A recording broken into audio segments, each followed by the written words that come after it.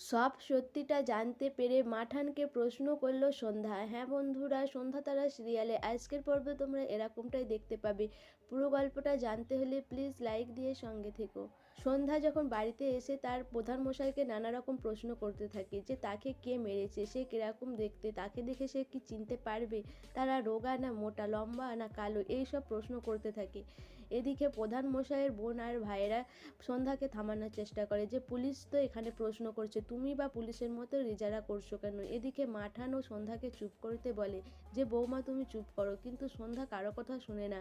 এরপরে আকাশ সন্ধ্যাকে জোর করে ধরে ঘরে নিয়ে যায়, কিন্তু সন্ধ্যা আকাশকে বলে যে আমাকে এইভাবে থামানো যাবে না, আপনার বাবা বলে আপনি বাঁচানোর চেষ্টা করেছেন, আমি কিন্তু এটা হতে দেব না, আমি সত্যিটা খুঁজে বার করবই আর তোমার বাবার মুখোশটা খুলে দেব।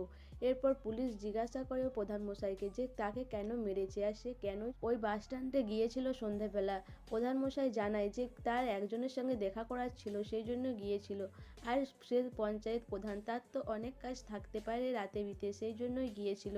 এদিকে মাঠানের ফোনে তারা ফোন করে, মাঠান দেখে যে তারা ভিডিও কল করছে। মাঠান তখন বলে আমি একটু আসছি। এরপর মাঠান ওখান থেকে চলে যায়। এদিকে সন্ধ্যা ভাবে যে মাঠান এখান থেকে চলে গেলেন কেন, নিশ্চয়ই কিছু একটা ব্যাপার আছে।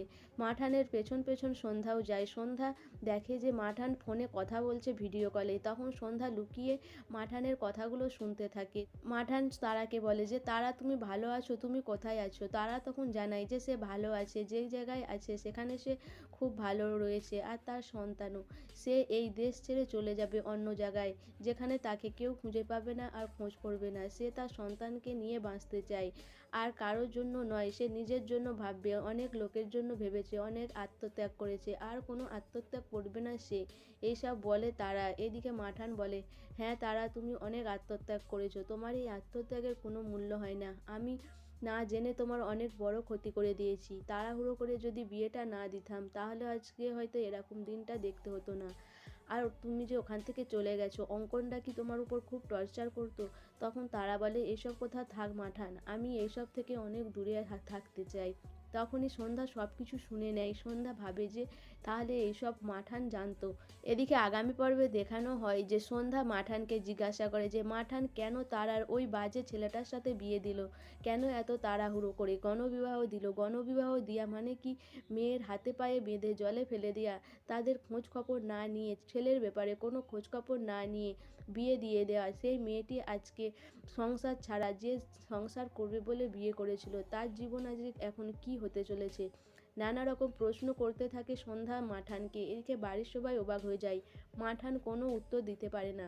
সন্ধ্যা বলে তোমাকে সবাই বলে যে তুমি ন্যায়ের বিচারক, তুমি ন্যায় বিচার করো, তাহলে তারার সাথে এরকম বাজে একটা জিনিস করলে কেন। সো বন্ধুরা, সন্ধ্যার এই প্রশ্নের উত্তর কি দিতে চলেছে মাঠান, মাঠান কি পারবে সন্ধ্যার এই প্রশ্নের সব জবাব দিতে। তোমাদের কি মনে হয় অবশ্যই আমাকে কমেন্ট করে জানাবে। আর আমার ভিডিওটা ভালো লাগলে প্লিজ সাবস্ক্রাইব করে দিও, আর ফেসবুক থেকে দেখলে অবশ্যই ফলো করে দিও, আর লাইক কমেন্ট শেয়ার করো।